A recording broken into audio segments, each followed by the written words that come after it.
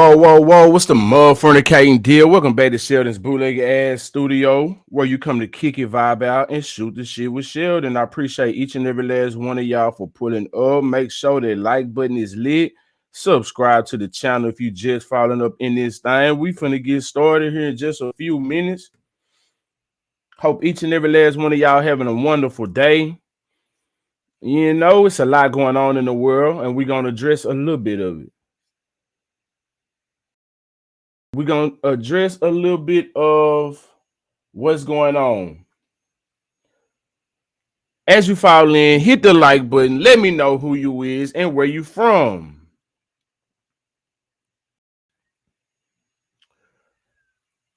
All right, now I don't even know where to start. There's so much going on, but I guess we're gonna jump in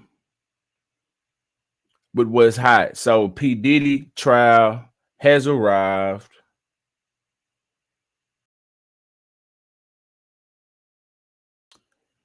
The P. Diddy jury has arrived. Trial has arrived and they selected jury.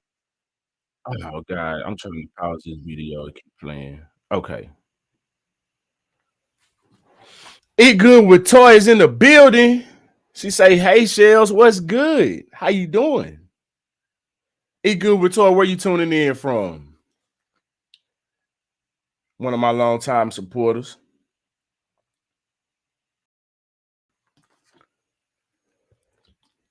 But yeah, the Diddy trial is here. They picking jury and they trying to find unbiased jury. I even seen where Diddy has added a lawyer on the case that says she survived a S assault in 2001. Let's check that out. Let's see what's going down. See, he's trying to find some people that's going, he's trying to find some DEI people. He got a team of a rainbow coalition, if you will.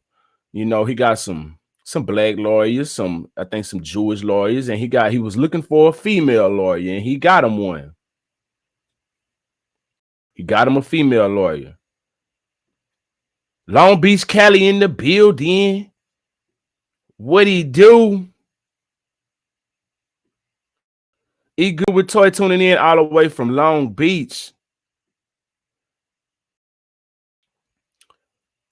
All right, so Diddy new lawyer says she survived a sexual assault. Let's see what she's talking about. Now, Nicole Westmoreland, the newest lawyer on Diddy's team, is a survivor of a SA because she was allegedly RAPED'd back in 2001. The powerhouse attorney who officially joined Diddy's team this morning was just 19 years old back in 2001 when she worked for a company that helped people reinstate suspended driver's licenses. So what happened then? Did she have something on the job where, it was like some quid pro quo type situations? Let's get up into it. It says, according to Westmoreland, Brian Williams, vice president of Cash Money Records, and a man named Stone met her and asked her to make a sales pitch to the company at Patchwork Recording Studio in Atlanta. One night, Westmoreland says she and three female friends went to the recording studio where a large gathering was taking place. According to Westmoreland, a man named Alfred Cleveland was there, and she says he was a friend of Ronald Williams, then president of CMR or Cash Money Records, and Brian's brother. During the evening, Westmoreland says she went to use the bathroom or the restroom rather, and Cleveland offered to show her where it was. And things got a little spicy. You know what I'm saying? I guess Cleveland liked what he saw when he pounced on her. He took his opportunity and took advantage. Westmoreland says Cleveland got her to the bathroom, forced her inside, and took it from her. Unfortunately, she claims another man came to the door, during which Cleveland allegedly told him to keep guard and then allegedly tried to pass her off to him. But Nicole says she begged him not to, and he let her go. Westmoreland later said she was threatened about going to the police, but she did anyway. So they threatened her, let her know, hey, man, we're going to do this, that, and the third to you if you run to the laws. But she was brave enough to go anyway. That's why, we hear these stories all the time of people saying that, or claiming that things happen to them. but they didn't go to the police. Yes, sometimes I know it happens in life like that. But when you're dealing with people,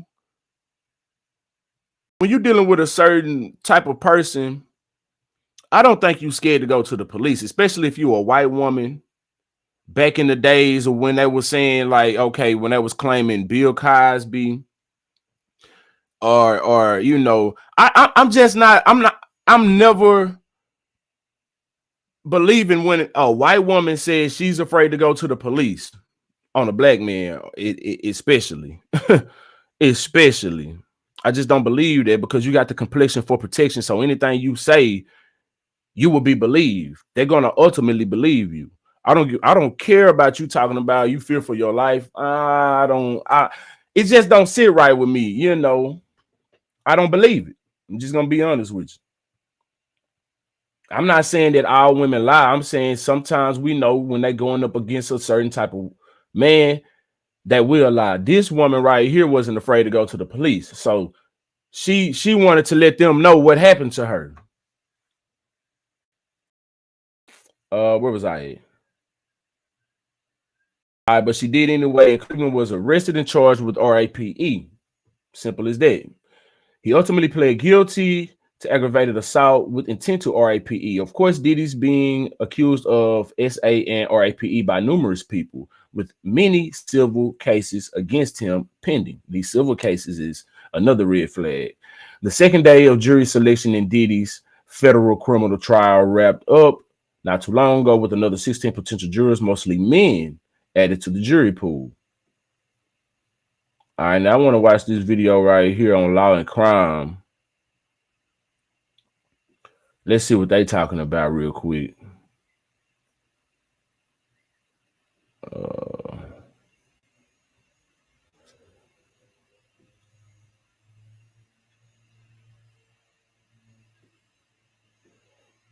Share the screen with y'all. Let's go.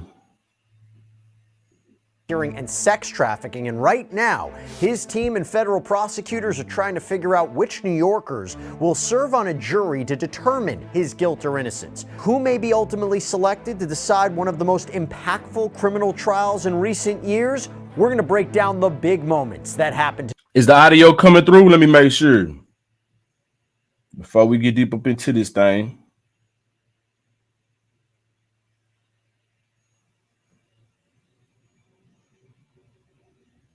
File trials. All right, sound like we're good. Today, welcome to Sidebar, presented by Law and Crime. I'm Jesse Weber. Hey everybody, this is another Law and Crime legal alert. So lawsuits allege that antacid use has been linked to increases in stomach cancer and gastric cancer. If you or a loved one were diagnosed with stomach cancer... All right, man. We don't want to hear nothing about none of that. Alongside his huge team of high-powered lawyers for day 2 of jury selection. The name of the game is to go through over 100 potential jurors in the next few days, whittle that number down to about 45 or so, and then the defense and prosecution will use strikes and challenges to get that. So there's not going to be any cameras in the court. So they're going to have these people, these sketch artists. I forget what they call them. Maybe sketch artists. I don't know. It's got to be a more sophisticated name for it. But anyway, this is what Diddy is looking like in court. I'm guessing he has the grays is coming out. He's not able to die. Maybe he was dying before, because before he went in, he had all his black hair. And I was wondering, I was like, dang, Diddy, so I ain't gonna say he old, but he's not young.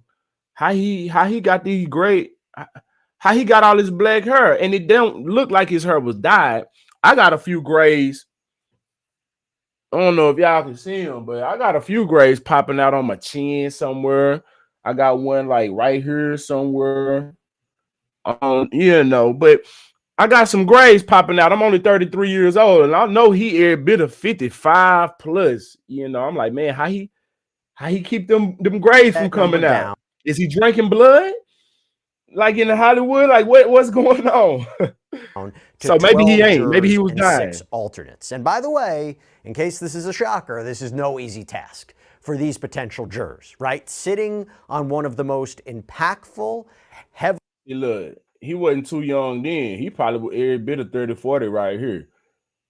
You know, and then another thing I gotta take in account, he rich and famous. He ain't gotta worry about bills being paid. He ain't got no stress. Well, they do say more money, more problems. I wouldn't know. Heavily covered criminal I'm trials in just years, saying. currently scheduled for 8 weeks. So we're going to cover what has happened today in the process, who may be selected ultimately for this jury. We got a whole And this head. comes as not only Combs has just added another lawyer to his team. See, when people get, I'm talking about this dyed hair, man, because that shit look natural. I don't know if he was dying or not because it looked natural. You usually can tell when somebody dying because it looks super black. It's like coal black. You know, it's too black. You can tell. You know, like when they get those, when they go to the barbershop and they get all that black spray put on them, you can tell that's not natural. You know, but this look natural, and this don't look too far before he went, or too long before he went into custody. While the This look like prosecution right around that objected time. to another one sitting with him. Now he We're going to pulling talk gray about hair. that. But The this boy, they're stressing. also comes as Combs reportedly said yesterday, he's a little nervous. And that's understandable because why? He's facing 5 federal charges. The disgraced music mogul is accused of running a criminal enterprise that was allegedly focused on his sexual needs and desires, hiring sex workers, procuring drugs and baby oil, setting up hotel rooms for elaborate sex parties called freak-offs. And we expect multiple alleged victims, including Combs' ex-girlfriend Cassandra Ventura, to testify that they felt forced or coerced. And they keep on calling them freak outs. Maybe they call them freak outs because that's what he called them. But they had these Hollywood sex parties all the time. I just did a video, a live the other day where they was Lil Wayne was kissing on Madonna neck, and they was doing all kind of sexual truth and dares and this, that, and the third. And you know when that camera went off, it was a big old orgy.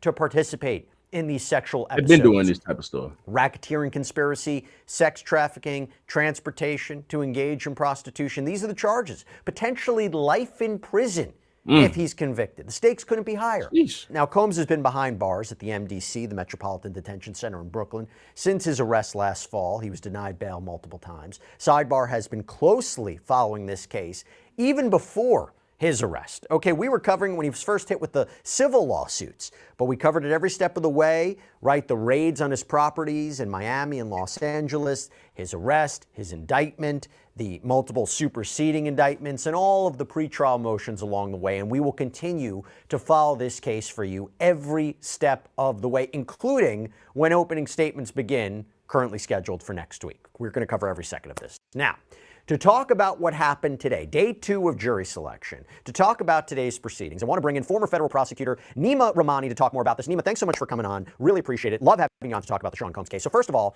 the process has been running quite smoothly and efficiently. I mean, do you think they can select a jury this week with opening statements next week? When you told me this, when they told me that jury selection was only going to take a week, I said, no way, it's not going to be able to take a week. But you think it's possible, generally speaking? We'll get into more specifics about what happened today. Jesse, first of all, love being on, and we're almost there. Next week, I do believe we are going to get a jury selected this week. And I think the reason we are, really there's 2 reasons. One, we're in federal court, and we know these federal judges like to move. They're really limited when it comes to what they perceive as for-cause challenges. If some of these potential jurors say, hey, I can be fair and impartial, that's good enough for most judges. And they'll say, you know what, counsel, you got to use your peremptory on that. The other reason I think we're moving quickly is because we're having judge voir dire as opposed to attorney voir dire. Attorneys can ask all sorts of questions because, look, let's be honest, Jesse, there's only one person in that courtroom that wants a fair and impartial jury, and that's Judge Subramanian. The lawyers, they're going to want jurors who are favorable for their case. I mean, they're advocates. That's just the reality of it. So What? lawyers tend to be a little bit more. What did you say? What? They don't want fair and impartial. They want jurors on their side. Nima, what are you talking about? Believe it or not, Jesse, advocates actually want to win. So, Yeah. They'll ask questions, as you know, trying to get into their political beliefs. And really, we want to know, if you're prosecuting or defending a sexual assault case, what are your views on sexual assault? Do you believe it can be underreported? Do you believe it can be falsely reported? Is this rape? Is this regret? I mean, we know what the lawyers are getting after. So the judge obviously isn't going to get into all that. Is going to kind of stay within the boundaries of really what should be a for-cause challenge. And that's why I think the process is moving a lot faster than it would otherwise go. So let's get into a little bit later on about preemptory challenges and how that's going to work. But right now, as these jurors were brought in for initial questionnaires last week where they filled out all the paperwork, answered questions, now there's individual questioning, and they can be stricken for cause. There's a legitimate reason they can't sit on the jury, whether it's a very unique particular hardship or they're showing some sort of bias. And I got to tell you, Nima, there was a little bit of trouble today, right? You had one prospective juror today who talked about hearing about the Combs case on CNN admitted that they leaned in a negative light towards him having committed some crimes. That juror was excluded. You had another juror who admitted on the questionnaire, again, that all these prospective jurors had to fill out, that she was a victim of an attempted rape. Reportedly said the cops could have done a lot more. But this juror wrote on the questionnaire that P. Diddy has money and he could buy his way out. And when asked by the court, well, what did you mean by that? She apparently doubled down and said, just what I wrote. She was excused for cause. Another juror who has a son that works in... I literally was just pulling up an article right now with the thing where he was just saying where Diddy can buy his way out of a federal case, out of this federal case. I was just reading up on it as this video was playing. That's crazy. A lot more. But this juror... Matter of fact, let me show y'all. Hold on. Let me show y'all. How about that? Booyah. Diddy try potential juror said Mogul can buy his way out of trouble, dismissed for cause. All right, and it goes on to explain, but yeah, let's get back. Wrote on the questionnaire that P. Diddy has money and he could buy his way out. And when asked by the court, well, what did you mean by that? She apparently doubled down and said, just what I wrote. She was excused for cause. Another juror who has a son that works in the DA's office of Rockland County, New York, conceded they aren't sure if they could be fair and can't promise they wouldn't be biased. Struck for cause. Another juror who admitted they would be biased for law enforcement. Struck from this jury. Nima, I gotta say, this is that man look like Consonant. I anticipated would happen. Now, first of all, credit to these prospective jurors for being honest or purportedly being honest, but I expected we would have a lot of people that would show a sense of bias in this case. I think that's right, Jesse. First of all, in any case, there are a lot of people that just want to get off jury duty, right? They get that summons in the mail and they don't want to do it, especially for a 2-month trial. That's going to get a lot. True. I'm telling you, the trick to that is to get there right on time. Right on time. You know what I'm saying? Because they probably will have had all of the jurors, at least in my area, in my county. I don't know if it works the same everywhere else, but in my county, you get there right on time. They probably done had all the jurors selected by then. Now, it may be different in this situation because it's a federal case. So I don't know how that would work. I don't know how that would work. Of press and not just attention here, international attention. Now, you have some stealth jurors that maybe want to get on this panel and write a book about it and go on the talk show circuit after this is all said and done. But most Americans aren't really excited to serve as jurors. So you'll get folks that will say anything to get off the panel. Now we're talking about a celebrity. We're talking about sexual assault. And we know there are a lot of people have been victims of sexual assault or sexual abuse. Oh, so this may hit close. I see a few grays. Hold on. Let's bring it back. He got a gray right there on that line. On that line. I don't know if y'all can see that.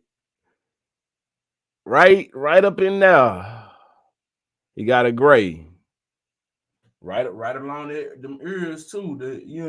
All right. So he is human unless he dying. Now we're talking about a celebrity. We're talking about sexual assault, and we know there are a lot of people have been victims of sexual assault or sexual abuse. So this may hit close to home, and they might not be good jurors on this type of case. And like you said, they may be honest about their experience, not because they want to get off the panel, but because this may be triggering, and they may have to relive through trauma that they themselves have experienced or a loved one has experienced because of sexual assault. So those jurors are also getting off. But like you said, this is the type of case that is going to stir up a lot of emotions from a lot of different folks, whether it's race, whether it's law enforcement, whether it's gender and sexual violence, you name it. This case has it.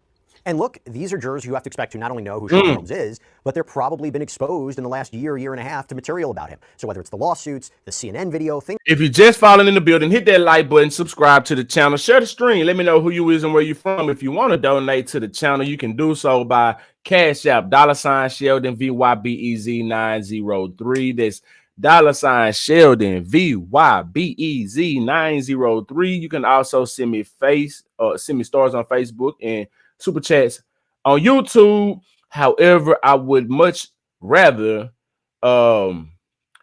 you send it by Cash App because I get 100% of the proceeds. Facebook and YouTube, they get a big chunk of those stars and super chats. You feel me? They pimping. They big pimping. You know what I'm talking about? So yeah. Either way, your blessings that you send will be highly appreciated. You feel me? And return to you tenfold. Things like that, they've already formed an opinion about it. So aside from the jurors who, by the way, who mentioned or exhibit signs of bias, you also had other jurors who have conflicts or have medical issues that struck them from the jury too. For example, you had one female juror who expressed she has these stomach issues, needs multiple bathroom breaks, struck from the jury. That's not going to work when you have the long testimony and maybe not the ability to have multiple. That's going to be my issue right there. I ain't got no stomach issues or nothing like that, but I drink a lot of damn fluids. I drink water, coconut water, you know what I'm saying? Fruits and things of that nature. I'm pissy. I have to go to the bathroom. I can't sit in no damn courtroom that long. I don't see how they do it, man. I don't have ADHD or none of this shit, but I will start having it. I will start having it. I'll be goddamn twiddling my thumbs. I can't be up in there for too long. That shit is boring. Bathroom breaks and is going to be distracted. But we have another issue. Another juror, actually, to be more specific, that unless it's juicy. Now, if they coming up off their tea, you know what I'm saying, then she might be invested. A key issue in this case. The footage this case ought to not be boring. Hotel of Combs purportedly beating up Cassandra Ventura back in 2016. Key piece of evidence in this case. Combs issued an apology on Instagram when a portion of that video was published by CNN last year. This was before his arrest. And again, we believe this is going to be a key piece of evidence for the prosecution to establish that Ventura, who we believe is victim 1 in this case, was trying to escape a freak-off, that there was a sex worker in the hotel room, i.e., this is evidence of sex trafficking. At least that's the argument to be put forward by the prosecution. Well, what happened? You got a juror today who reportedly told the court, yeah, they saw the video, and despite this juror saying they could be fair in court, saying that in the court today on the questionnaire that this juror filled out, apparently the juror wrote they were unsure if they could be fair. But the juror said they would listen to the court's instructions on this. Nonetheless, the juror was excluded. But Nima, this tape, so problematic for jury selection, right? No question, because like you said, typically when you walk into that courtroom, you haven't seen the evidence in the case, but this is not your ordinary case. Everyone has heard about Sean Combs. Everyone has seen that video. It's disturbing. It is offensive. You know, like you said, I mean, he's holding his towel with one hand. He's beating her as she's trying to leave. How can you not form an opinion? So you have jurors that generally have views on these issues. Then they're bringing their preconceived beliefs about the case because they've all seen the video. And this is one of those unicorn type cases that everyone has already heard about. And there's video evidence. And I expect there to be even more video evidence in the case. So see, they did this on purpose. They did this on purpose because they know the court of public opinion matters. It's gonna sway a lot, you know. And the media has the power to paint any picture that they want and get you to think how they want you to think. You see what I'm saying? Now, I'm not saying Diddy is innocent 100% of the things that he's been accused of, because I do believe his ass is guilty of some of that shit. A lot of it. You know what I'm saying? A lot of it. Now, whether he forced people, I don't know. I feel like grown people get into these situations knowing what they are getting into, and they allow themselves to do these things, and then years later maybe they're disgusted with themselves. They really didn't want to do it at the time, but they agreed to doing it, and so since they agreed to do it but they really didn't want to, now it's a problem. You know, you have those situations as well. Now, maybe he did force some people, maybe he did. I don't know. I do not know this. I'm just telling you my conjecture, what I think. You know, people want to get around these stars. They flock. They fawn over these stars. You know what I'm saying? They fall out. They cry. They pass out. They do all kind of things when they see these stars. They get starstruck, and then they want to do things to them. They throw their panties at them. They throw themselves at them. They do all kinds of things to be around these stars. So I'm not quite sure that he had to force anybody. Now, maybe he was into a whole lot of weird shit. I'm not saying, I'm not contesting it. Maybe he was into a whole lot of weird shit. But they did this on purpose to paint a picture of his character. They put this video out here so you can start making him guilty, painting him guilty in your mind from the jump.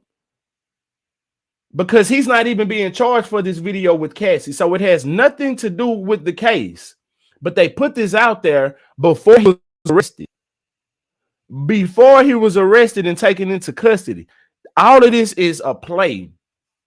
None of this is by coincidence. The media, they play. I worked in media. I know how they get down. They play. They love to paint the picture that they want to paint.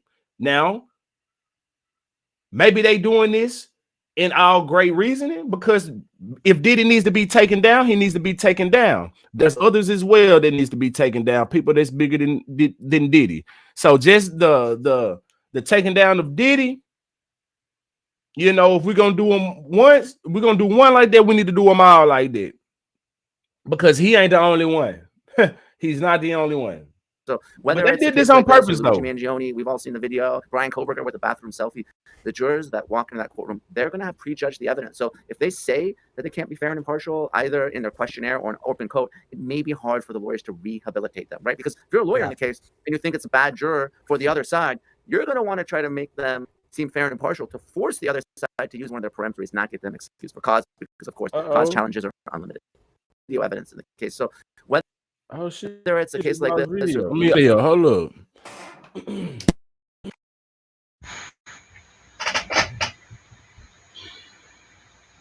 At least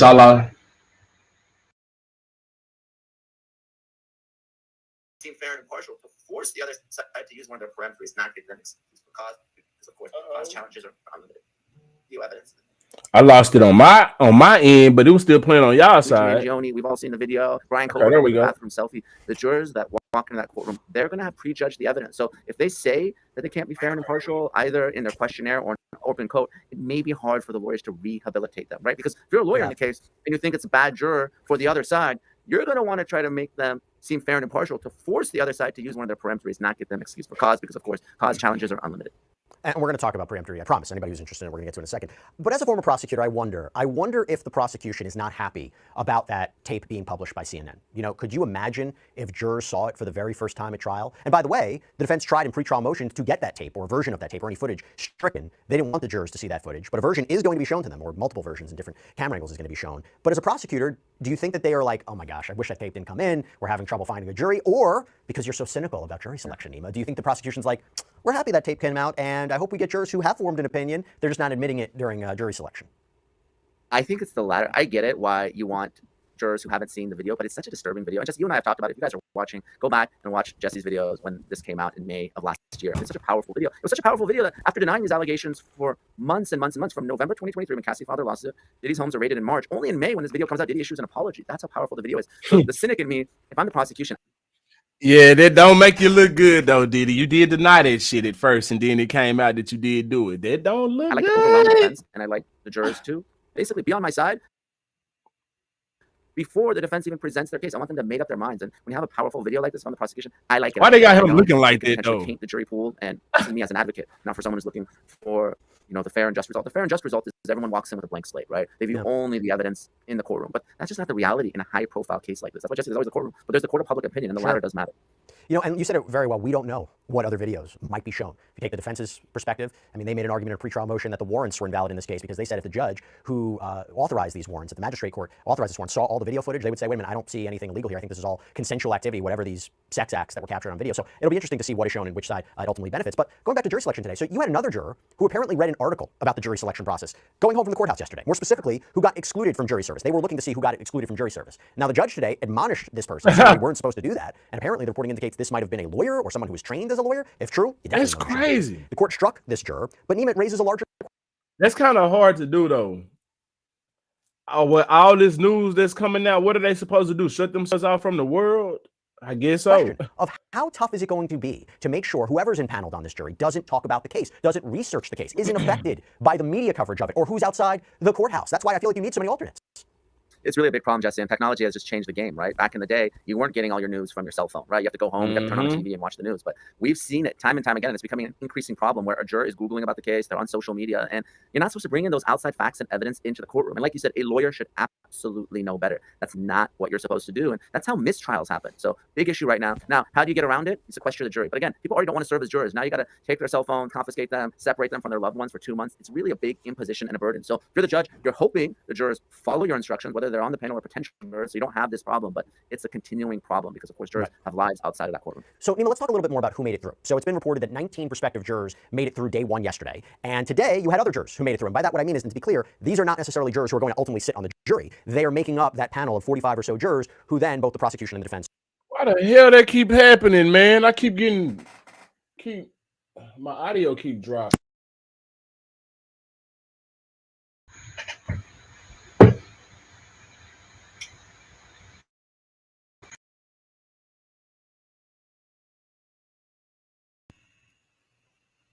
Republicans will strike and get down to the number of 12 jurors and 6 alternates. I'll get to that a little bit more. But who made it through today? So you had one juror who made it through that was a student of psychiatry, is at Mount Sinai in surgical pathology, served as an expert witness in medical malpractice cases, indicated his son was beat up and had his cell phone stolen while in college, and was told that the crime was committed by 3 young black men. Both sides agreed, and so did the court not to strike this juror. You have another potential juror who made it through, someone who says they may be an elected officer to a union. His wife, according to him, was molested by a family member, and while he said he saw the CNN video, the Cassie video, and claimed that Diddy looked angry and hostile and entitled, he said he could be fair. You had another juror who claimed that he would lose 30% of his income if he had to serve on an 8-week trial, but indicated he could survive it. Also told the court that his wife is suing his landlord for repairs. It's important to know of any legal issues they may have. And also claimed that he has friends who have been assaulted. That person, moving forward. Another potential juror is a security guard, has seen the Cassie tape, found it disturbing, but indicated could be fair. She was let in. We have a child neglect social worker coming in too. We have another juror who was let in over the prosecution's objection, by the way, who claimed that he had negative interactions with the police, including over stolen sneakers, claimed that the police didn't look enough into it. Also said on another occasion an officer allegedly pushed him during a house party that was being shut down. So Nima, do you get a sense about what both sides want here in terms of jurors?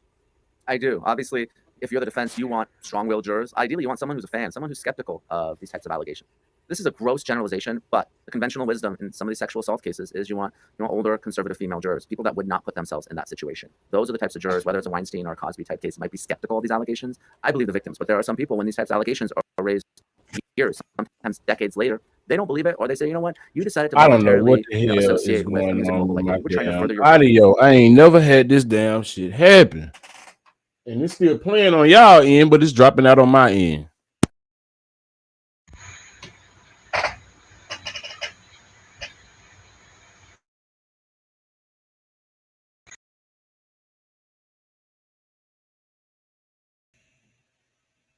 career. You were getting paid. This wasn't something that was forced upon you. This wasn't someone that was coerced. This is not sex trafficking. You did the drugs voluntarily. So there's a certain type of profile that the defense lawyers are going to like. And obviously, if you're the prosecution, you don't want those types of jurors. You want people that are going to kind of go along and someone that's going to be more likely to believe. All right, so they're pretty much talking about, selecting a fair jury, and how hard it's gonna be to do so. Yeah, it's really gonna be tough because, like they've mentioned, people already have opinion on this case, and a lot of people just can't be swayed. In my opinion, I think majority people rock with what they believe initially, even if facts prove otherwise. I feel like most people in today's world are stubborn and they don't allow themselves to be stood corrected. It's okay to be stood corrected. It's okay. I'm wrong a lot of times. And once I get the information, I'm like, okay, well, I was wrong about that. I make a lot of predictions on these reaction videos. Usually I'm right. Sometimes I'm wrong. And in real time, y'all see me be like, okay, well, I was wrong about that. Or whatever. But a lot of people, they act like they can't have a change of heart. You know what I'm saying? So yeah, it's gonna be tough, in my opinion. It's gonna be real tough. Now, in other news, Smokey damn Robinson is under the same type of fire as Diddy. This just broke, I think, yesterday. Said Smokey Robinson sued for sexual battery by 4 former housekeepers. What's going on, Smoke? Smokey Robinson is being sued by 4 women who say they used to work for him, claiming he repeatedly sexually assaulted them and RAPE'd them during their employment. Why was this reported to the police? Let's find out. The suit was filed in Los Angeles Tuesday morning by 4 Jane Does, claiming they used to work as housekeepers for the music star and his wife, Frances Gladney Robinson. Red flag to me. Red flag to me. I don't know. I've never been in such situation on either side, but I've definitely, I've never been on a situation of either side, and nobody has ever tried to take advantage of me sexually. So I want to be sensitive to that. But I am under the impression I'm so much of you're not finna just fuck with me and get away with it. You ain't finna take something from me and get away with it. And I feel like that's in a whole lot of people. I know it's some bitch-made people out here, or some cowards out here, or some people that's afraid that took their tail when things happen, or that's easily intimidated by certain people. But I feel like when people are taken advantage of by people who are powerful and famous and stuff like that, it's easy to take these people down. So why didn't you report it when it happened? And when 4 people at one time group up together, and I'm sure all of their situations happen on separate occasions. So when your situation happened, why didn't you report it? When your situation happened, why didn't you report it? When your situation happened, why didn't you report it? And when your situation happened, why didn't you report it? Why all 4 of y'all afraid? It wasn't one brave heart out of this situation? Or am I wrong? Let's finish with this article and find out and see if any of these people went to the police at any point in time. Let's see. The 4 accusers who say they overlapped while working for Smokey and Francis claimed they were assaulted multiple times, with the first alleged incident occurring in 2007. It's a long time ago, man. I was still in high school. While there are a variety of allegations made against Smokey in the document, there is some consistency among the Jane Does.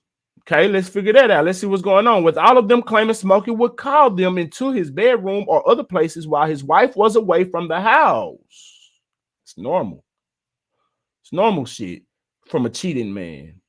That's normal cheating man activities. That's not ethical. It's unethical. Okay, we hadn't got to the part yet where he got to forcing somebody yet. But him calling you into a room while his wife is away is not illegal. And that's what cheaters do. When their partner isn't looking, got their back turned, that's when they do the cheating, right? Because otherwise it wouldn't be cheating if they was looking and they was cool with it.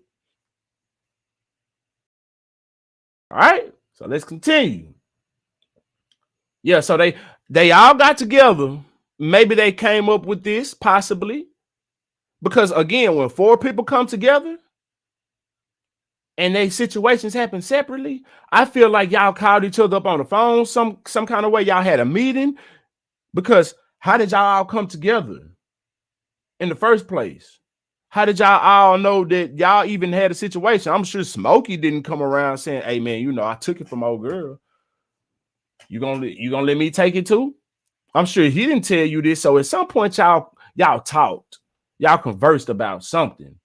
Now, whether y'all conversed about something true that happened or something that y'all made up, I don't know. But at some point, y'all conversed, and y'all didn't go to the police first.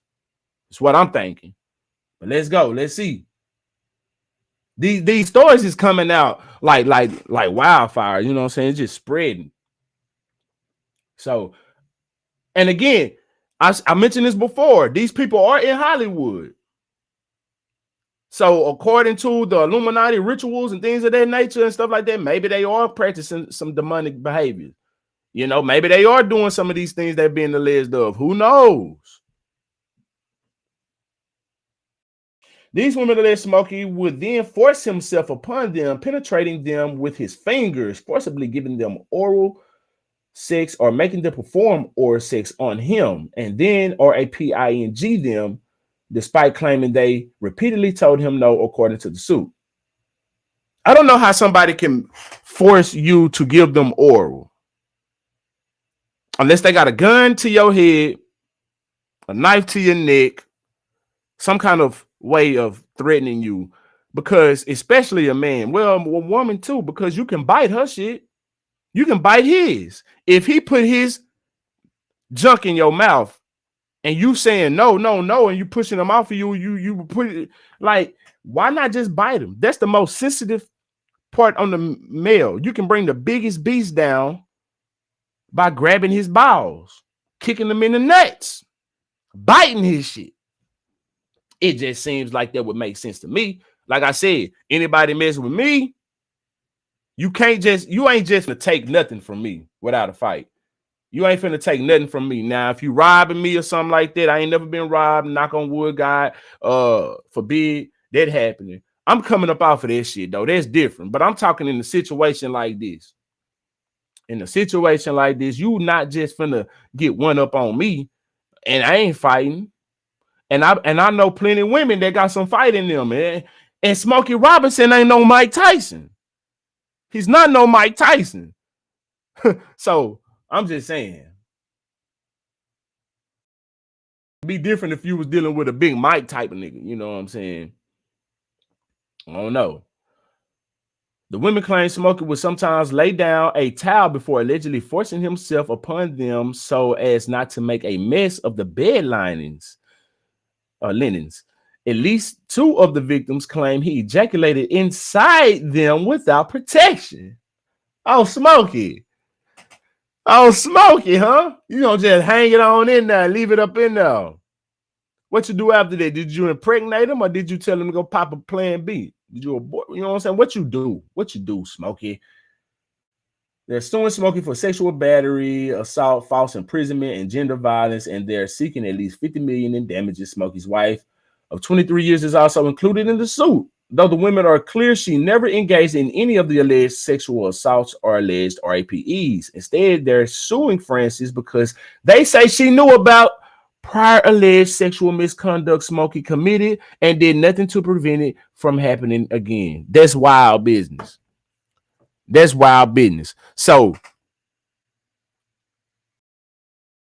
you, okay, let's do this. Ladies, how are you supposed to control a man who you caught cheating? Okay. You caught this man cheating. I'm not talking about Smokey Robinson, but this ties into the point I'm making. You caught your man cheating, right? You done with his whole ass. Fuck him. Let him loose. He begged his way back. He weaseled his way back into your life, and you fell for it. You let him back in. He sweet talking, baby this, baby that. I ain't never gonna do it. I'm sorry, this, that, and the third. You know, you finally forgive him, but you don't forget, but you eventually let your guards down. This man goes out there and do it again.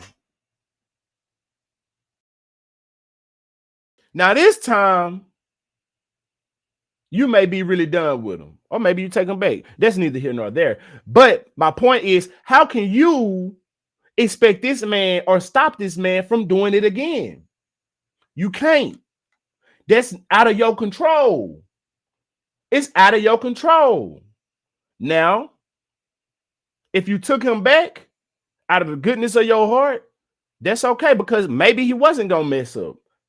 You know, you allowed him back in. He messed up. Now it's really on, you know, kick rocks. You see what I'm saying? But the point I'm making is you can't control nobody's actions. So why is this woman listed in the lawsuit?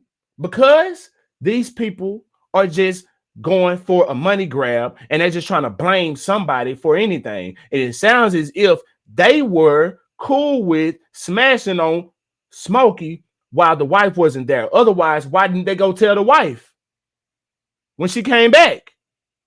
Because she knew of previous or other sexual misconduct from Smokey. They didn't say that she knew of these situations.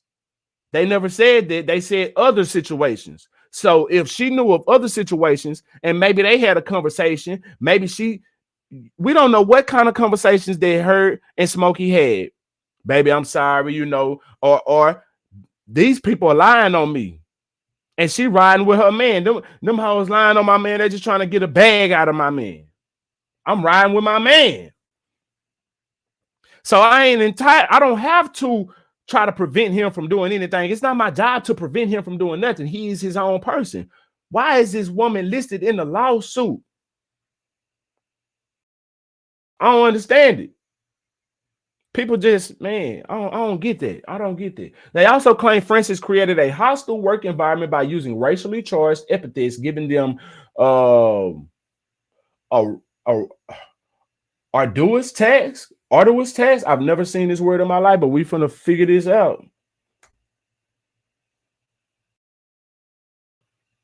But I'm guessing it means like, some crazy shit involving or requiring strenuous effort, difficult and tiring. Arduous. How's it pronounced?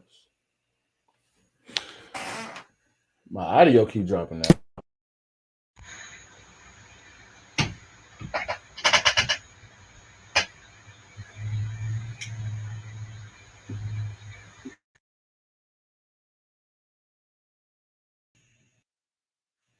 Arduous. Okay.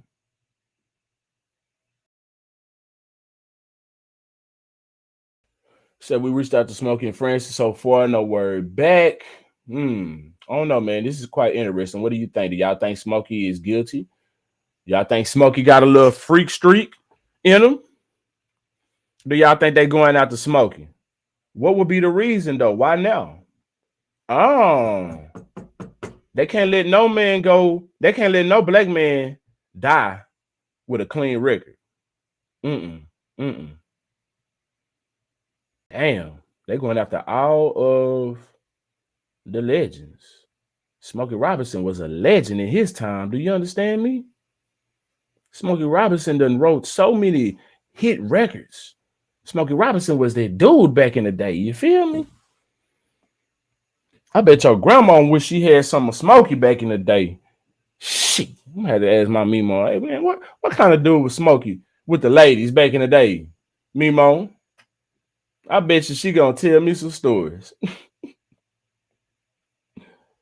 Yeah.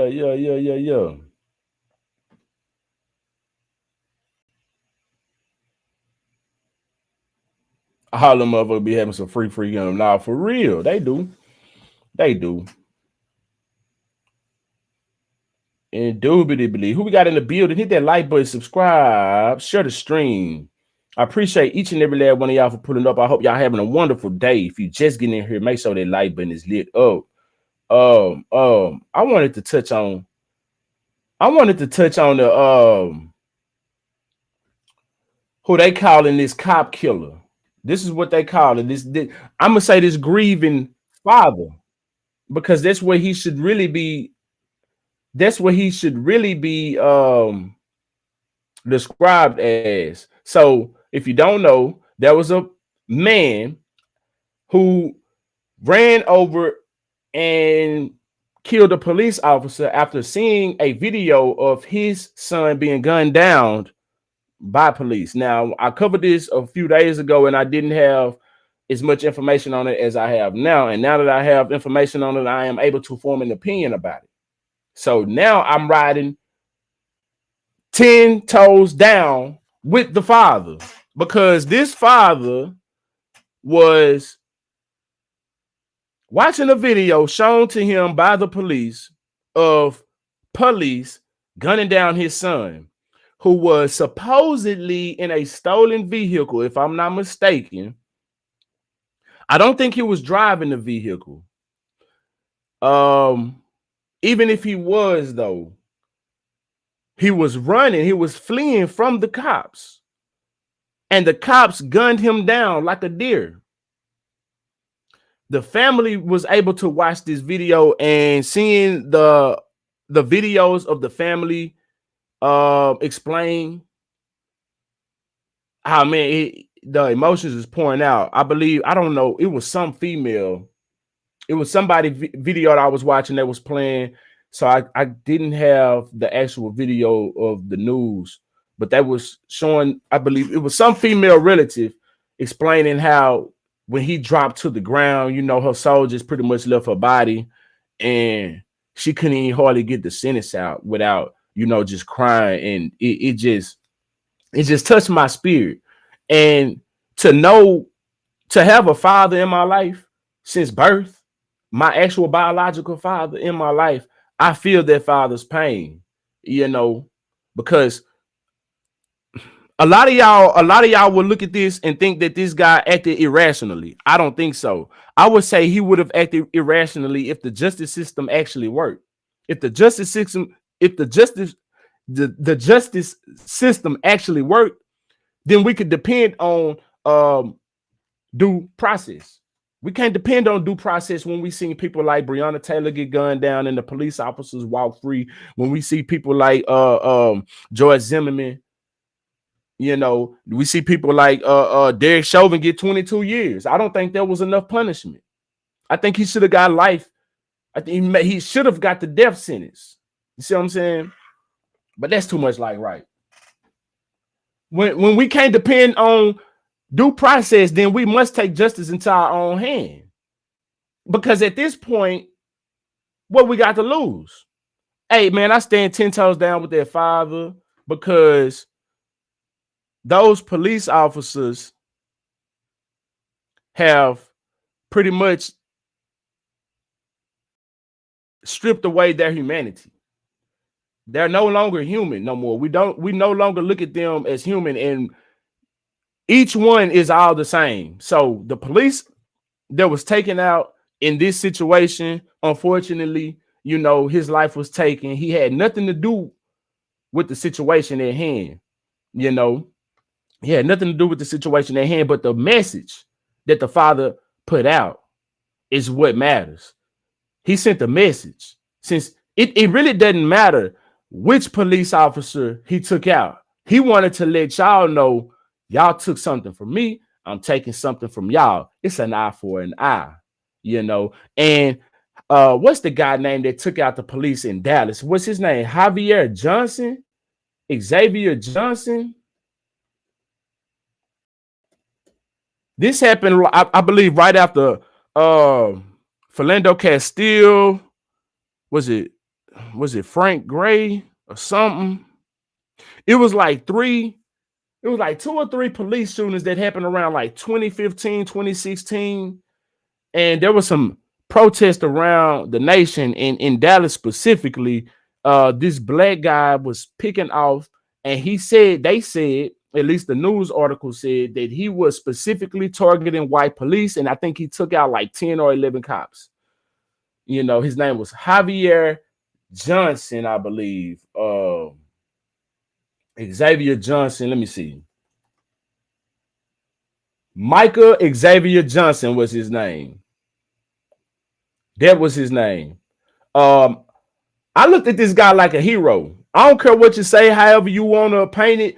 I looked at him like a hero because he sacrificed himself for a greater message. There's a lot of cowards out here who are going to sit here and just, you know, go along to get along.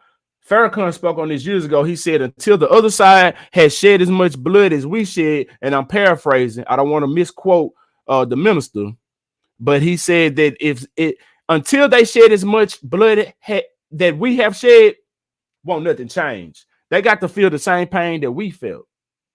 Until they feel the same pain that we felt, ain't nothing gonna change. It's gonna remain the same.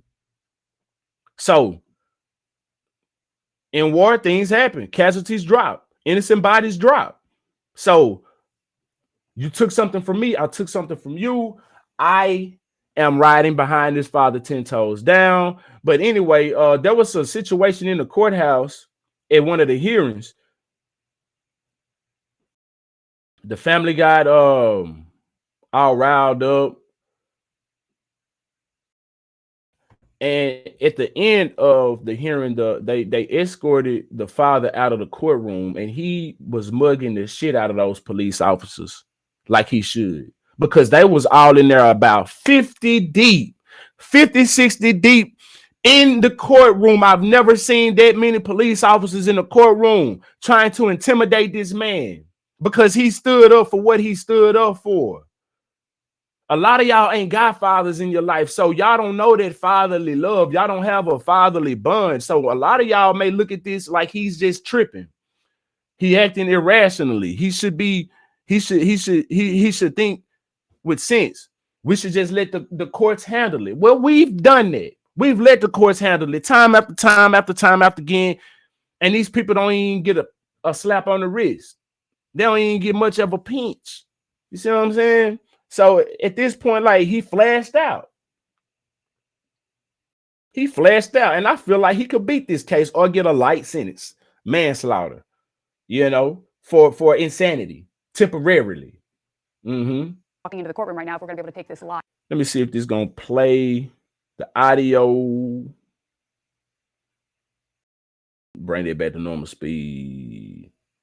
But chaos inside courthouse disrupts hearing for deputies accused killer. You see how they say that? Accused killer instead of grieving father?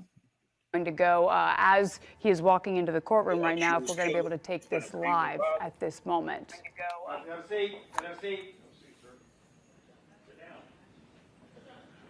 Killer. You see how they say that?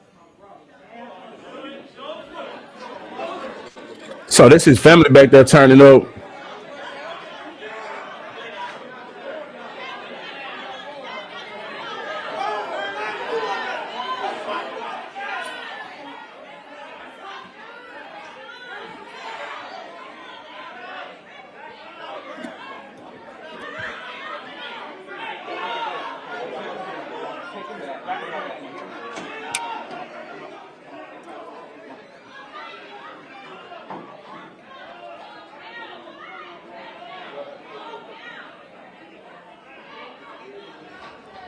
Okay, so let's try to armchair quarterback what we believe is going on here right now. So Hinton was escorted by police from Claremont County into the courtroom right here. There was some sort of commotion right outside with police officers then quickly escorting Hinton back out, likely for his own safety.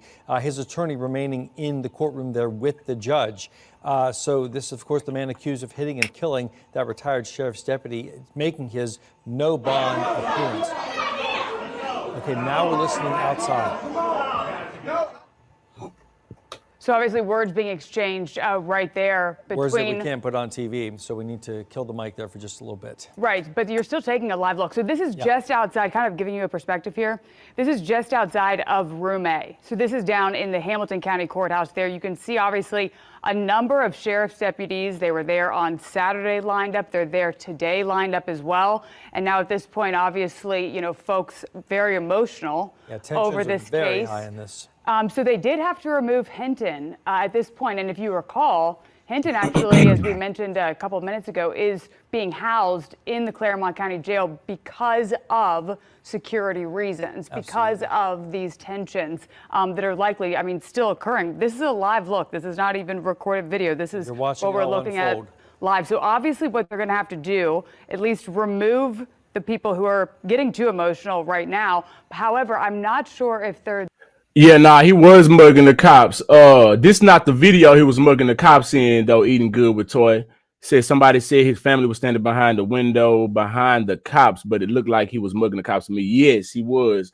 On this video that I just played, he was looking at the window towards his family because he was watching the chaos. I'm trying to find the video now where he was mugging the cops, but he was definitely mugging his cops. He snored his nostrils up at him and everything. You know what I'm saying? Put his chin up on him. He mugged the shit out the police because they were sitting there mugging him, trying to intimidate him. You know, so what I would say is, man, we need to really pay close attention to this. We need to make sure that this brother is safe. Do they got a GoFundMe for this family? Because I would like to donate. You know, I would like to donate, man. I want to ride. Hey, man, I'm standing 10 toes behind this because the way that it sounds like they gunned down this man's son, and they say it only transpired for like 6 seconds. He was running away, and they didn't have to do what they did. Yes, he was out here stealing, or maybe not. Maybe he was stealing. We don't know that, but he was in a stolen vehicle allegedly, and for what I know, he wasn't the driver. So maybe he knew it was a stolen, or maybe he didn't know. Who knows? But he didn't deserve to die. It wasn't a life or death situation for the police. For what I understand, the man didn't have to die. And so with that being said, the man flashed out after the video he just saw, and he did what he did. He flashed out. A Time to Kill. You ever heard of that? You ever seen that movie? I feel like, yeah, there is a time to. Sometime there is. Yeah, let me finish playing. I want to see if I can find that video. Then going to bring Hinton back. They may. I believe that this is very classic police work. What they're doing here. You notice the officers remaining calm. It's a very tense situation, trying to allay any fears of anyone involved here, and likely escorting that gentleman out of the hallway so they can speak with him further and try to de-escalate the situation here and calm everybody down so they can move forward with what is a legal proceeding, the no bond hearing.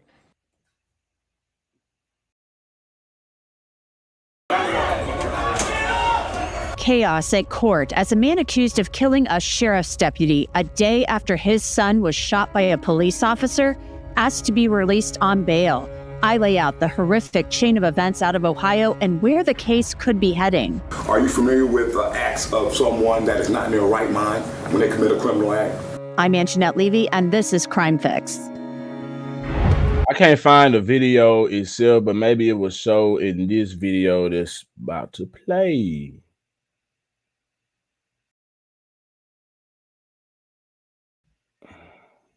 But yeah, he murdered the shit out them cops, man.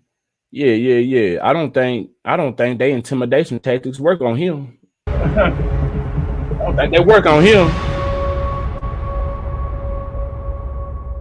Before I get into this case out of Ohio, I want to talk a little bit about true crime news and law and crime merch. The law and crime doc retired as a Hamilton County Sheriff's deputy last December. He was still working, though, occasionally for that sheriff's office in Cincinnati doing special details. Last Friday, he was doing that, directing traffic for graduation at the University of Cincinnati when police say a man named Rodney Hinton Jr. deliberately drove his vehicle into Henderson at this intersection.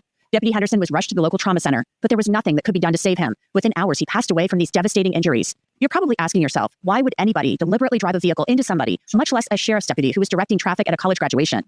Well, police say Rodney Hinton Jr. did this on purpose, possibly to avenge the death of his son, Ryan Hinton. Ryan Hinton was 18 years old, and a day earlier, a Cincinnati police officer shot and killed him after encountering him and some others in a car that had been reported stolen out of Kentucky. Here's the police chief. Officers across the country confront dangerous situations every day, sometimes more than once a day. They are often compelled to make split-second decisions to protect others and themselves when faced with immediate threats. Yesterday was one of those occurrences. Let me be very direct. No, it wasn't. Allow individuals to flee from officers. He didn't have to kill him. With a loaded firearm aimed at them. When this happens, the outcome is almost... It was a loaded firearm aimed at them, was it? Flee from officers with a loaded firearm aimed at them. When this happens, the outcome is almost always tragic.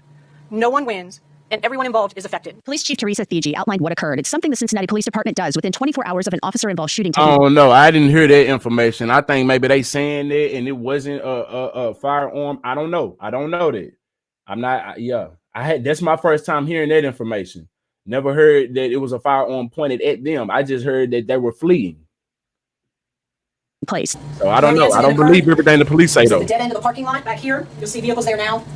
You'll see a photo. The stolen car that we're going to talk about was backed into a parking spot back there. And I got a bird's eye view. Right. You can see this is a stolen Kia. It was stolen out of northern Kentucky yesterday. You can see we have two uniformed cars there. Prior to those uniformed cars arriving, we had two undercover cars that pulled into that dead end, saw the vehicle. They backed out. They saw that there were individuals inside the vehicle, so they backed out and let the uniformed cars make the approach, which is the tactically sound decision to do. So where's the body cam footage of the incident? I need to see that. The cars are positioned the way the officers are trained. We are trained to use our vehicles as cover from any threat. That's what those officers did with the cars at that time. Chief Thigi then played a short portion of the body camera footage. This is body-worn camera from officer number 2. Go ahead, Bobby. This is the body camera footage from the officer who actually shot Ryan Hinton. This is the other officer, the one who fires the shot. This is his body camera as he approaches the scene. This is the firearm that was recovered at the scene after the individual was shot. This is what he had in his hand while the officers were chasing him. It's just a photo of it here at Criminalistics. Remember I told you he fell on the concrete and the officer said that they heard the metal hit the ground? There are 3 spots on here where this gun has scratches on it. We believe those occurred when he hit the ground with the firearm. This is a second... Sorry, Bobby, can we go back one frame, please?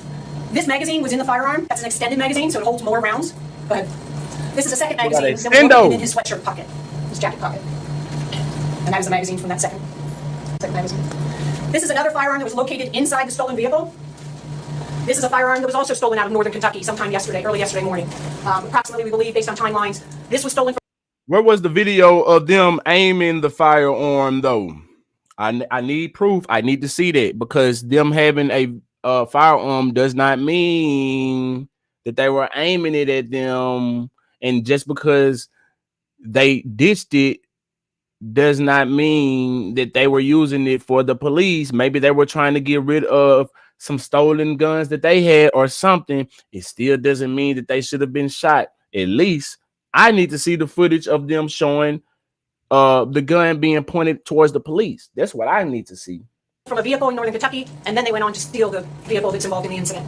I want to tell you about a free app that I've tried. It's called Up Order Pizza. The steps and get an extra information about 18-year-old Ryan Hinton was revealed in a press conference after the police chief and others met with Ryan Hinton's family, including his father, Rodney Hinton Jr. On Friday morning, we met with the police chief of Cincinnati, and we viewed the body cam video of what happened with the police involved shooting with Ryan. We stayed at the chief's office for about an hour and a half, and what we saw was disturbing. The family was upset, as you can imagine, watching your son, watching your grandson, watching your loved one getting shot and killed by the police was upsetting to this family. We left out of the police chief's office, and a few hours later, I was made aware that Rodney had an incident with a police officer that resulted in the officer's death. But again, we are here because we represent the estate and the police-involved shooting. Rodney Hinton left the meeting with the police chief, and sometime after that is when police say he intentionally drove his vehicle into Deputy Larry Henderson. A probable cause affidavit states a Hamilton County Sheriff's Office deputy was standing on the sidewalk at the corner of the intersection outside of the lanes of travel where he was engaged in traffic control. The deputy was wearing a uniform and a fluorescent traffic vest. Based on witness statements and evidence at the scene, the defendant drove across oncoming lanes of traffic through the intersection and directly at the deputy, who was struck by the vehicle, causing injuries to the deputy. That intersection near the University of Cincinnati's campus has flowers and blue ribbons decorated in memory and in honor of Larry Henderson, a man who was simply working a detail directing traffic for the University of Cincinnati's graduation. He worked at a different agency, the Hamilton County Sheriff's Office, than the police officer who shot Ryan Hinton.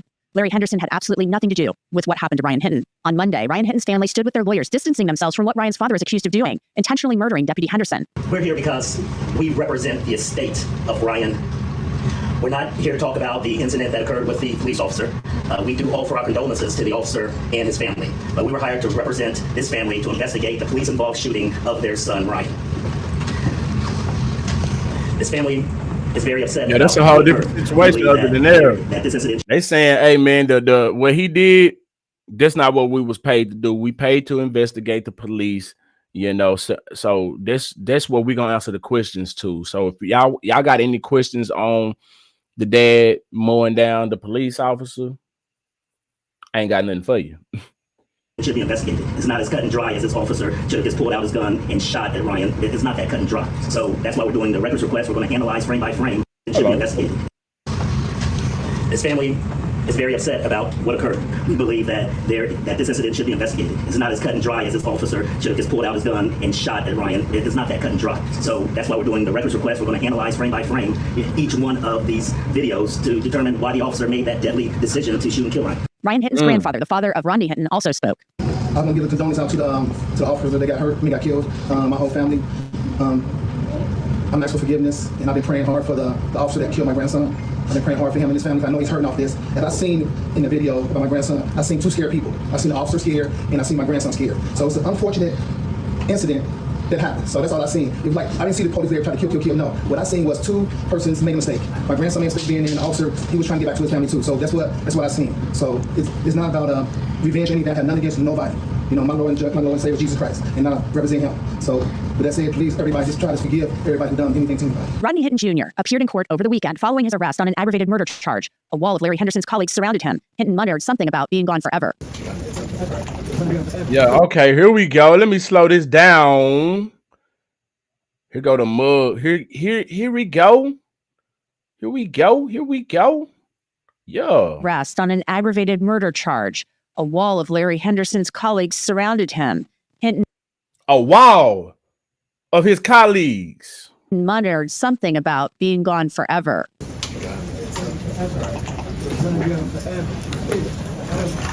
Hinton was moved to a jail in a neighborhood. Chin up, chest out on their head. It didn't start from the beginning though, because it was a bald head cop. He was the weekend following his arrest on an aggravated murder charge. A wall of Larry Henderson's colleagues surrounded him. Hinton muttered something about being gone forever. See that this cop, these two bald head ass cops right here. You see one of them, the one that's looking at him. I think that's the one he was mugging. It's another video with, I think it's the same angle, but it starts before where they started it. But he was mugging their ass. Hinton was moved to a jail in a neighboring county. He was back in court asking for bail, and things got heated in the gallery when his brother attempted to contact him by knocking on the courtroom glass. Can I have a seat? Can I have a seat? Have a seat, sir. Sit down.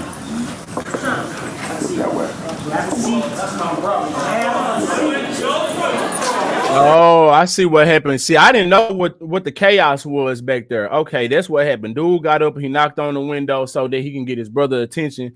And that's why he kept on saying, because I seen the aftermath, you know, and that was saying, that's my brother. I just wanted him to see me. I just wanted him to see me. I didn't know what the chaos was. I thought, I seen another clip and I knew it was bullshit. That's why I never mentioned it. But I seen the title say something about after a gun gesture was shown, there was chaos erupted in the courtroom. I knew that was bullshit. You know what I'm saying? So now we got clear evidence of what happened, and the lady explained it, and I believe what she's saying is Courtroom what glass. Look at all these police officers up in there with their whole ass. If police officers if police officers held other police officers accountable with their wrongdoing, the world would be a better place. You know, now I'm not saying these police officers showing solidarity for their fallen soldiers is a wrong thing, but the situation, how it happened, they take out all hours, all the time. They take out people all the time, and we can't form no an alliance and do the shit that they do. 21 guns, salute, and all that type of shit, man. The police officer can be taken out and rightfully taken out, and they'll still do this type of shit. They'll still do this type of shit, upholding the wrongdoing that the police officer did, because he died in he died while at work. You know what I'm saying? While in uniform, whatever, in the line of duty. Can I have a seat? Can I have a seat? Have a seat, sir. Sit down. Now, I don't think he should have been up tapping on the window, though. And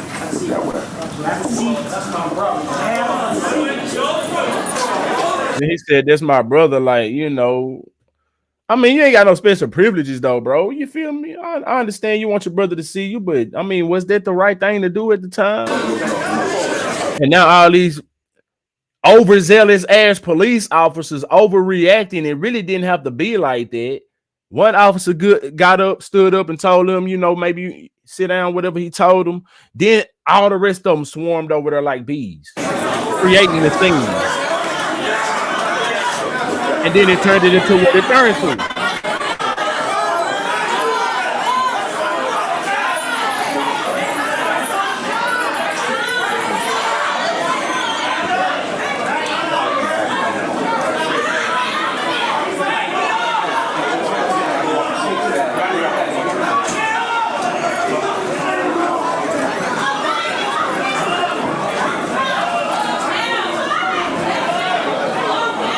Rodney Hinton was rushed out of the courtroom as his brother was escorted out of the gallery.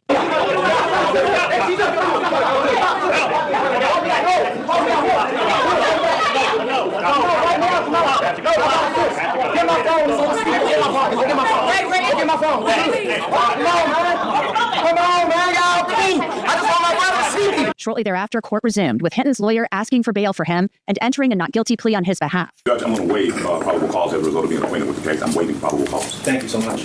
And is there a plea this morning? There's a plea of not guilty, Your Honor. Plea of not guilty? Will you enter a plea of not guilty? And thank you. And as to bond, the state has requested a hearing on the issue of bond or bail. You may be aware of that.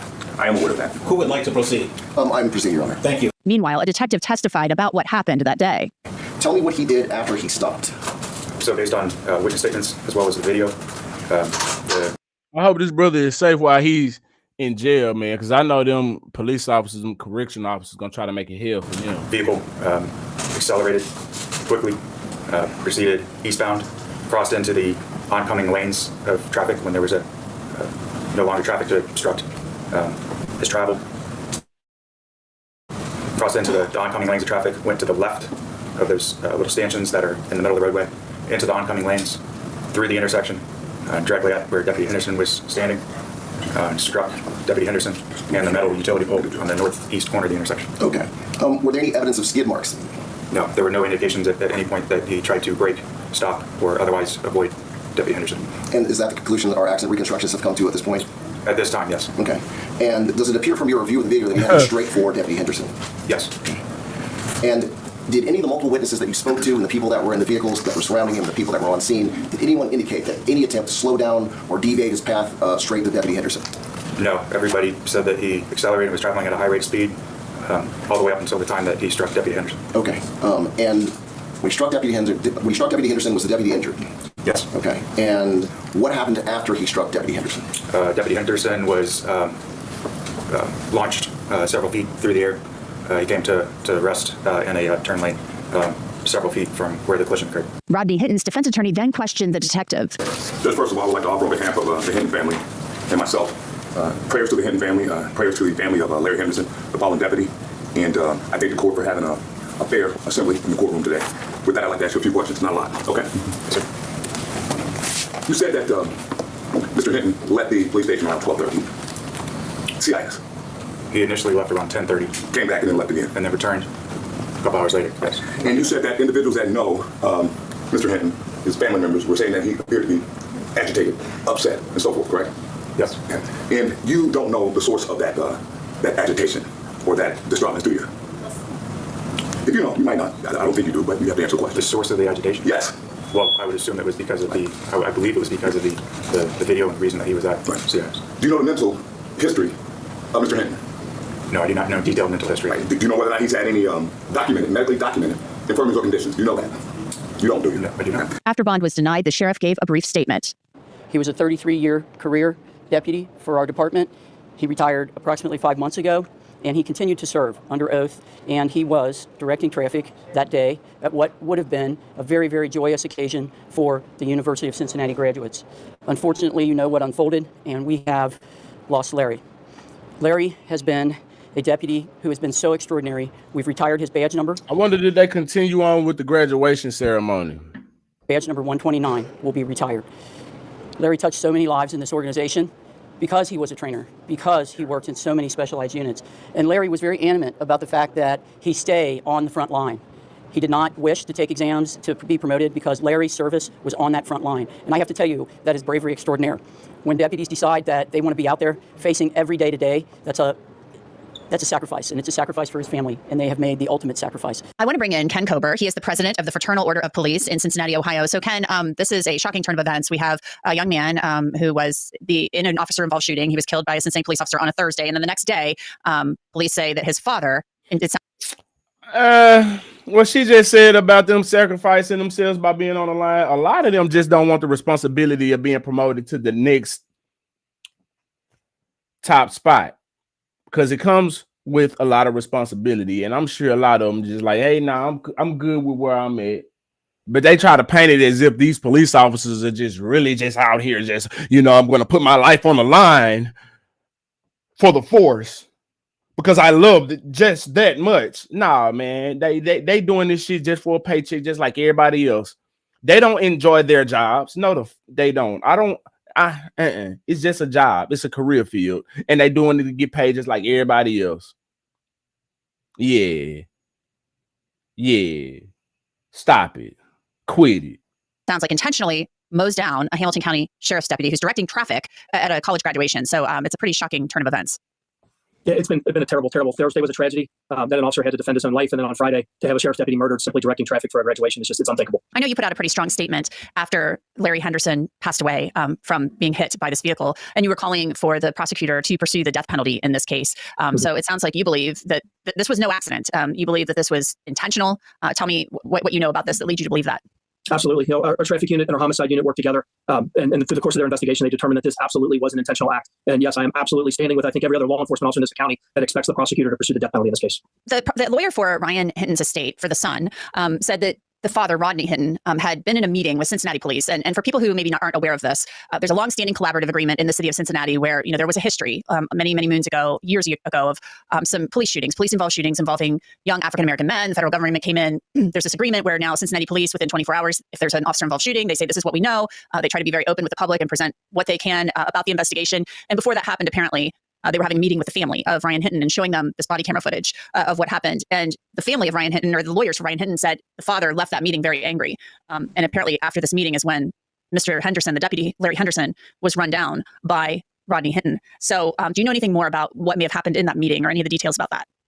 The police department does a fantastic job being transparent and getting this information out as soon as they can when a critical incident occurs. And that also includes meeting with the family. The chief goes over with them, if there's body camera footage of what occurred, how things occurred. And while I understand that, the father was upset, there's absolutely no excuse to go and murder a police officer who had nothing to do with this, to murder anybody. Like I said, I understand emotions were running high. My understanding that there was some kind of confrontation that occurred there. I wasn't there for it. And then apparently at some point he stormed off. And then, of course, that led to just more tragic events. Mm-hmm. What can you tell us about the investigation? What has been revealed through that traffic investigation? You said the traffic unit. What's come of that? I mean, were there some statements made by Rodney Hinton where did he say something about, I did this on purpose, or, an eye for an eye? I mean, what happened? I'm not going to get into too much of the investigation and what they have, evidence they have, but I can tell you all the evidence pointed towards this absolutely was an intentional act. And then that was, in my opinion, only further proven when at his arraignment Saturday morning, showing absolutely zero remorse whatever for what happened. Tell me, Ken, if you would, how much of an impact, how difficult has this been for the law enforcement community there in Cincinnati, Ohio, having a deputy? I mean, this was a retired deputy working a traffic detail at a college graduation.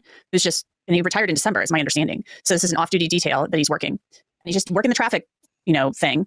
And he's run down. I mean, what has this been like for the police officers there in the Cincinnati area? Quite honestly, it's terrible. They ought to take it as a message. This is what they ought to do. They ought to take it as a message that maybe we should start treating people like humans. That's what we should do. Maybe we should start treating people like humans, and there won't be more things like this happening. Because everybody ain't gonna just lay down and take it. Everybody ain't gonna just lay down and take it, dog. No, I pray to God nothing happens to my family in Justice League, because I might be doing the same thing. I don't know how I would act. I can't sit here and say that I would allow justice to take its place and just wait on justice. Just wait on justice. No, man. No. Not after seeing it time after time after time after time after time after time after time after time after time after time after time again. Like, nah, bro. Can't keep doing the same thing. At some point, somebody gonna have to stand up and change the course of some shit. So shout out to Michael Xavier Johnson and shout out to this man right here, man, because you can't just keep laying down taking it. No. At some point, you gotta fight. All this cowardism that we got going on today. Sometimes we just gotta sacrifice ourselves and die for what we believe in.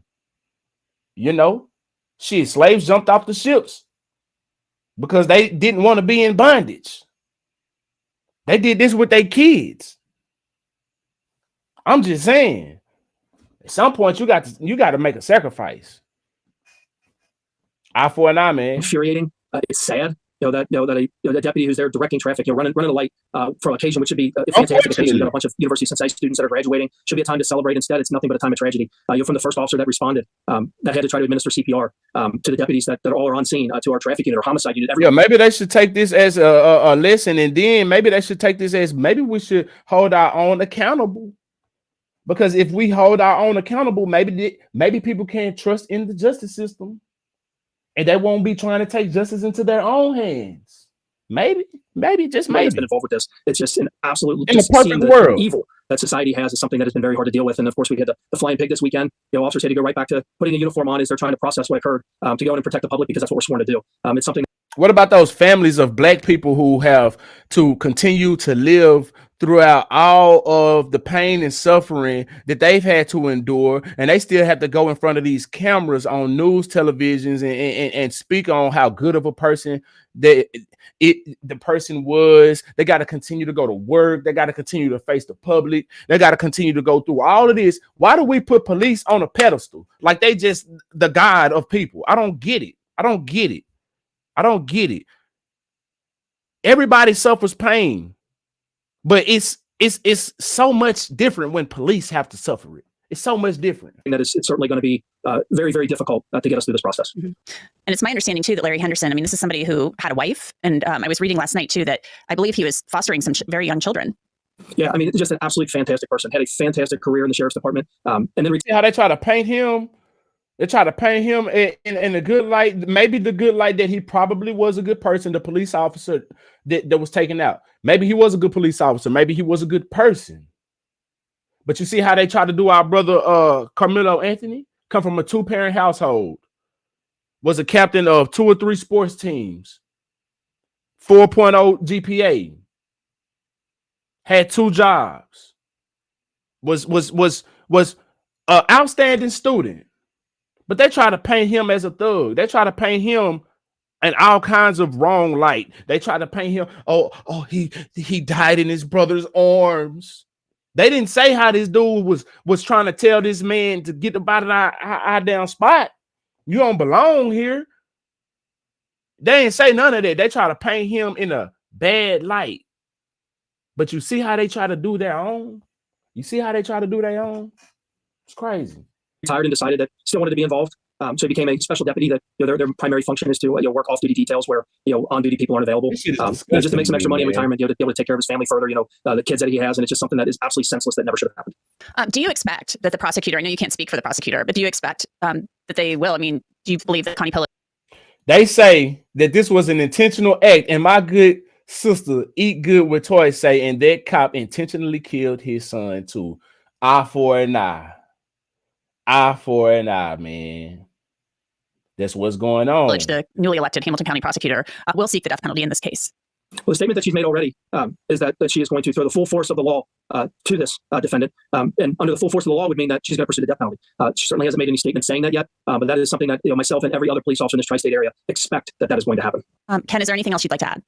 No, I think it is important to note that through this tragedy, though, the outpouring of support from the community, as you saw, the officers working the Flying Pig, the Reds were in town this weekend, has been incredible. I know there's been a lot of keyboard warriors that have had threats towards the police and things like that on social media, but when you see people face to face, the good people in this community, the elected leaders that have reached out to give condolences, is something that at least there's been at least something good that has come out of this. But we fully expect that he will be prosecuted. And like I said, I will be doing everything in my power to make sure that the death penalty is pursued.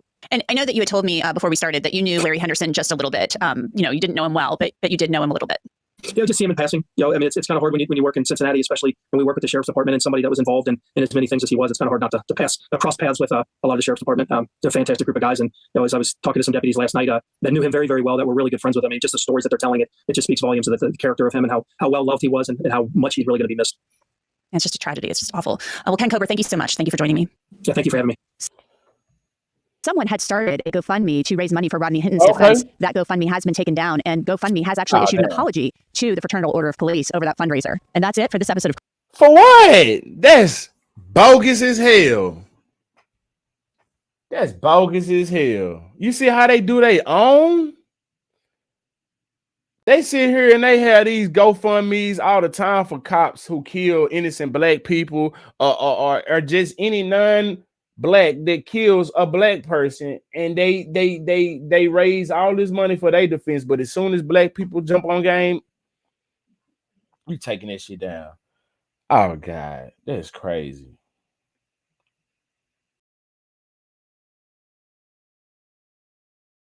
That's wild business, man. That's what's going on, man. Well, I hope that this father beat this. It's gonna be kind of hard to beat. He got an uphill battle. You know how that go. I have seen people get off killing police officers, though. I have seen it. It has happened. I don't know if any black people have done it. I think it was a Mexican man who got off of murdering a cop. I came across that probably like within the last year or two. But yeah. People have gotten off for killing cops. Definitely. It has happened. So it's interesting to see how this is going to play out. Let me know what y'all think about this in the comment section below. I'm finna have to go ahead and end this live. Your boy hungry. I got to go get me something to eat. You understand me? You feel me? And I got to go jump on my little situation. I'm finna go board this plane. This paper plane. Get my grub on, man. I appreciate y'all for putting up to the Bootleg Ass Studio. Hit that like button on your way out the door.